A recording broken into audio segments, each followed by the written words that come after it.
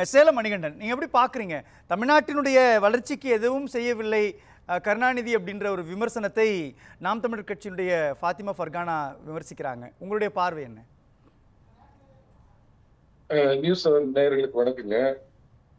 சாமி கண்ணு, இது என்னன்னு கேட்டீங்கன்னா, முதல்ல எனக்கு முன்னாடி பேசின ஒருத்தருக்கு ஒரு பதில சொல்லிட்டு நான் அவரை பத்தின எனக்கு தெரிஞ்ச ஒரு நடுநிலையான பார்வையை நான் பேசலாம் அப்படின்னு இருக்கிறேங்க. அதாவது சமூக நீதிக்கு தமிழகத்தில் வித்திட்டவர் திரு கருணாநிதி அப்படின்னு பேசினாரு. எனக்கு இது ரொம்ப நகைப்புக்குரிய ஒரு விஷயமா இருக்குது. சமூக நீதியும் வாரிசு அரசியலும் எப்படி ஒரு கோட்டில் பயணிக்க முடியும்? வாரிசு அரசியல் அப்படிங்கிறதுக்கு தமிழகத்துல அடிகோலினவர் திரு கருணாநிதி அவர்கள்.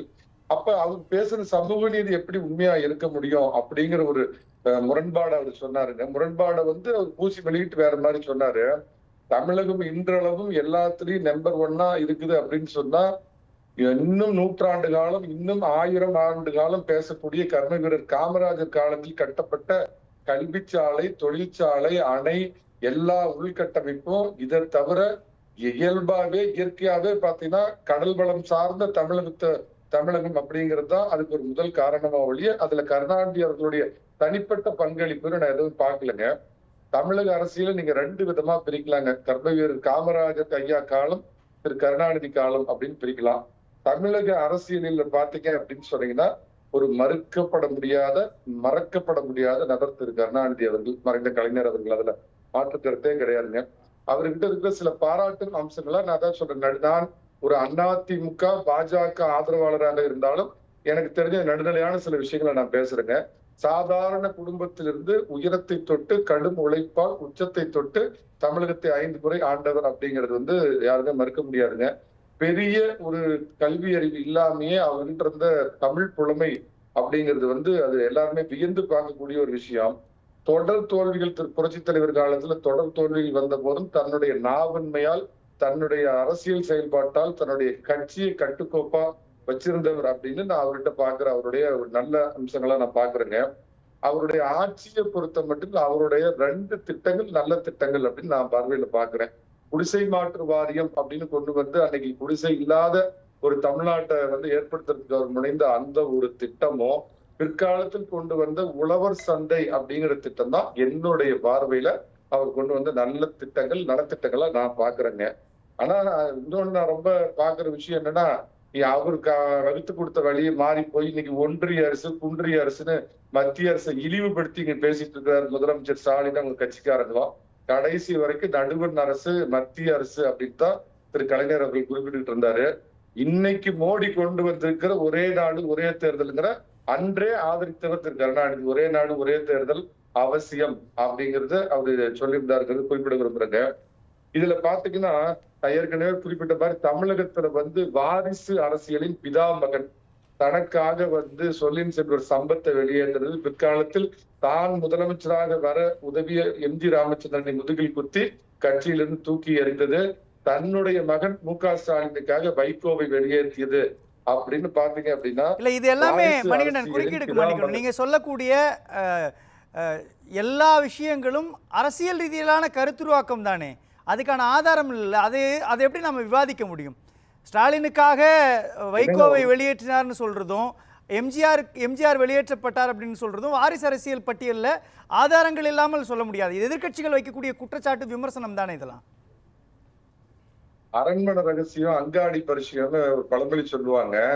50 ஆண்டு கால அரசியல்ல அவரோட பயணித்தவர்கள் அதே மாதிரி புரட்சி தலைவர் நான் ஏன் வெளியேற்றப்பட்டேன் அப்படின்னு பல மேடைகள்ல அவர் சொல்லியிருக்காரு. இன்னைக்கு திமுகவோட தொங்கு சதையா மாறி போன திரு வைகோபால்சாமி என்ற வைகோ அன்னைக்கு இவர் மேல என்ன குற்றச்சாட்டுகள்லாம் வச்சார் அப்படிங்கிறது அரசியல் அரங்குல பாலப்பாடம் பயிலர்களுக்கு கூட தெரியுங்க. தமிழகத்துல வாரிசு அரசியல் அப்படின்னு ஒண்ணு அதுக்கு வித்துட்டு ஒருத்தர் கருணாநிதி. அதுதான் எந்த புள்ளியில சொல்றீங்க? தமிழ்நாட்டினுடைய அரசியல் வரலாற்றுல ஒரு நிமிஷம், தமிழ்நாட்டினுடைய அரசியல் வரலாற்றுல மறைந்த முன்னாள் முதலமைச்சர் கருணாநிதியால் யாரேனும் அவருடைய வாரிசுகள் முதலாக கொண்டுட்டு வரப்பட்டாங்க அப்படின்னு நம்ம சொல்ல முடியுமா அப்படின்ற கேள்வி வரும் இல்லையா? வாரிசு அரசியல் எம்ஜிஆர் இறந்த பிறகு ஜானகி வந்தாங்க அப்படின்னு ஒரு பார்வை இருக்கிறப்போ, அது மாதிரியான ஒரு நிலைப்பாட்டை தொடக்கத்தில் கருணாநிதி எடுத்தாரா அப்படின்ற கேள்வி வரும் இல்லையா?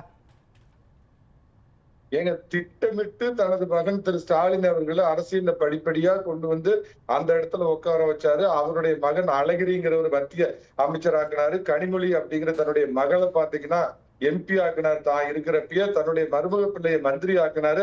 மாறனை MP ஆக்கினாரு. இவ்வளவு பண்ணிருக்கிறாரு.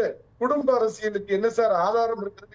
கைப்புண்ணுக்கு கண்ணாடி நீங்க கேக்குற மாதிரி இருக்குது. எனக்கு நான் கேக்குறது ஒரே நிமிஷம் மணிகண்டன், நீங்க சொல்றது உங்களுடைய பார்வை, அது உங்களுடைய பார்வை சரியாக கூட இருக்கலாம். நான் கேட்கறது இது எல்லாமே மக்கள் மன்றத்துக்கு போய் தானே வராங்க. இவர் சர்வாதிகாரத்தனமாகவோ அல்லது தன்னுடைய அதிகாரத்தை பயன்படுத்தியோ அந்த இடத்துக்கு உருவாக்கி இருந்தார்னா சந்தேகப்படலாம், அதன் மேல விமர்சனம் வைக்கலாம். இது எல்லாமே மக்கள் மன்றத்துக்கு போய் மக்களால் வெற்றி பெற வைக்கப்பட்டு அதுக்கு பிறகுதானே அவங்க அதிகாரத்துக்குள்ள வராங்க. இது எப்படி நீங்க வாரிசு அரசியல் பட்டியலுக்குள்ள சேர்ப்பீங்கன்ற கேள்வி இருக்கும் இல்லையா? மறைந்த முதலமைச்சர் எம்ஜிஆர் இறந்த பிறகு ஜானகி அவர்கள் முதலமைச்சராக மாறுறாங்க அப்படின்னும் பொழுது அதை நீங்க வந்து விமர்சனத்துக்கு உள்ளாக்கலாம். மக்கள் மன்றத்தை சந்திக்காம வராங்கன்னு. அப்படிப்பட்ட ஒரு நிலை முரசொலி மாறனுக்கோ அல்லது ஸ்டாலினுக்கோ இல்ல, கனிமொழிக்கு இப்போ வர இல்லை இல்லையா? பிரபல கொள்ளைக்காரி பூலான் தேவி கூட தான் பாராளுமன்ற உறுப்பினரா இருந்தாங்க. இப்ப அதனால அவங்க மேல இருந்த குற்றச்சாட்டுலாம் எதுவுமே இல்ல, மக்கள் ஏற்றுக்கொண்டார்கள். அதனால அவங்க வந்து அவங்க மேல எல்லா குற்றச்சாட்டுகளும் துடை தெரியப்பட்டதுன்னு நீங்க சொல்ல முடியுமா? ஏங்க, அதாவது மக்கள் மன்றத்தால் தேர்ந்தெடுக்கப்படுறாங்கன்னா மக்கள் மன்றத்துல ஓட்டு போட்டு தேர்ந்தெடுக்கிறது வேற. ஆனா திட்டமிட்டு அந்த தலைமை பதவிக்கு தன்னுடைய குடும்பத்தை தவிர வேற யார், நான் கேட்கிறேன், 70 அண்ணாதுரை அவர்களுக்கு பின்னாடி அந்த கட்சி திரு கருணாநிதி அவர்கள் கையில வந்தது. நீங்க ஒரு உத்தரவாதம் கொடுக்க முடியுமா சாமிக்குன்னு? நாளைக்கு MK ஸ்டாலினுக்கு அப்புறம் ஆராசா அந்த கட்சியுடைய தலைவர் ஆவார், இல்ல TR பாலு அந்த கட்சியுடைய தலைவர் ஆவாரு, இல்ல நம்ம PTR பழனிவேல் ராஜன் அந்த கட்சியுடைய முதலமைச்சர் ஆவார்னு சொல்ல முடியுமா? ஊர் உலகத்துக்கே தெரியும் கருணாநிதி திரு ஸ்டாலின். உட்கட்சி பிரச்சனை தானே, வெளியில இருந்துகிட்டு நம்மளால எப்படி அதுல கமெண்ட் பண்ண முடியும்? அதிமுகவை பத்தி நீங்க கேட்ட ஒரு விமர்சனத்துக்கு நான் சொல்றேன். அதிமுக வலுக்கட்டாயமாக மறைந்த புரட்சி தலைவியுடைய துணைவியார் ஜானகி கொண்டு வரப்பட்டதை அதிமுக ஏற்றுக்கொள்ளவில்லை. அவரே அந்த கட்சியை விட்டு போயிட்டு அது பின்னாளில் அவங்களோட சேர்ந்து நடிச்ச மரியாதைக்குரிய புரட்சி தலைவியில கைக்கு வந்துச்சு. பாஜக தலைமையில் நீங்கள் வாரிசு அரசியலை சொல்ல முடியுமா? அதிமுக வாரிசு அரசியலை சொல்ல முடியுமா? தமிழ்நாட்டுல ஏன் சார் ஸ்டாலினுக்கு அப்புறம் உதயநிதிக்கு அப்புறம் இன்பநிதினு எழுதி பழைய அரசியலமைப்பு சட்டம் மாதிரி திமுகவின் அரசியலமைப்பு சட்டம் சார் அது. அதை யார் மீற முடியும்? நான் அடுத்த புள்ளிக்கு நகர்றேங்க. தமிழகத்தில் முதலாக ஊழலுக்கு வித்திட்டவர், அதுல மறுக்கவே முடியாது. காமராஜர் காலம் வரைக்கும் மறைந்த 2.5 ஆண்டுகளே ஆட்சி செய்த அண்ணாதுரை காலம் வரைக்கும் தமிழகத்துல ஊழல் அப்படிங்கிறது ஒரு கடுகளவு கூட இல்ல. ஊழலுக்கு வித்திட்டவருங்க. திரும்ப குறுக்கீடுக்கு மன்னிக்கணும் மணிகண்டன், அந்த புள்ளி தானே இப்போ ஊழலுக்கு வித்திட்டவர் கருணாநிதி அப்படின்னு நீங்க சொன்னா ஊழலால் தண்டிக்கப்பட்டிருக்கணும் இல்லையா? அவரு தண்டிக்கப்பட்ட பிறகுதானே அவருக்கு ஊழலுக்கு வித்திட்டார்னு சொல்லு. நீங்க சர்க்காரியா கமிஷன்லேருந்து பல விமர்சனங்கள் இருக்கலாம் அவருக்கு, அது நீதிமன்றத்தால் தண்டிக்கப்பட்டிருக்கணும், சிறை தண்டனை அனுபவிச்சிருக்கணும். அப்படி ஒரு புள்ளி உருவாச்சுன்னா நீங்க வந்து ஊழலுக்கு வித்திட்டவர்னு பேசலாம்ல. அப்படி ஒரு முகாந்திரம் இல்லாத பொழுது ஊழலுக்கு வித்திட்டவர் வாரிசு அரசியலை கொண்டுட்டு வந்தவர்ன்ற பார்வை முன்வைக்கலாமா? அதுல தார்மீக ரீதியிலாக அது சரியான பார்வையா இருக்குமா? இவருக்கு இருந்து சாமர்த்தியம் மறைந்த மரியாதைக்குரிய புரட்சி தலைவி இல்லைன்னு நான் சொல்லுவேன். சாமர்த்தியமா சர்க்காரியா கமிஷன் அறிக்கையை தயவு செஞ்சு படிச்சு பாருங்க. இவர் என்னென்னலாம் பண்ணார், எப்படிலாம் பண்ணார் அப்படிங்கறதெல்லாம் வரிக்கு வரி அதுல புட்டு வச்சிருந்தாங்க.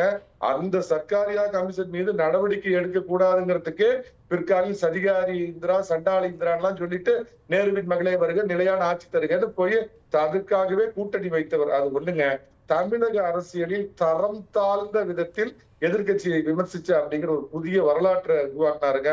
மௌதர்னு ராஜாஜியை புள்ளுகப்பட்டன்னு சொன்னது, கர்ம வீரர் காமராஜர் கட்டப்பீடி காமராஜ், மரமேரி காமராஜ்னு சொன்னது, சண்டாளி இந்திரா, சதிகாரி இந்திரா, 8க்கும் 10க்கும் இடைப்பட்ட நடிகர் ராமச்சந்திரன், மறைந்த மரியாதைக்குரிய ஜெயலலிதா அவர்களை பத்தி அவர் சொன்ன இதை என்னால பொதுவெளியில சொல்ல முடியாது. அந்த மாதிரி தமிழகத்துல ரசனை குறைவான ஒரு 3ஆம் தர விமர்சனத்துக்கு வெளியிட்டவர் திரு கருணாநிதி அவர்கள் தனது அரசியலுக்காக ஒரு மதத்தை குறிப்பிட்டு சாடியும் மைனாரிட்டி மதத்தை வந்து தூக்கி பிடிக்கிறதையும் தன்னுடைய வழக்கமா வச்சிருந்தாரு.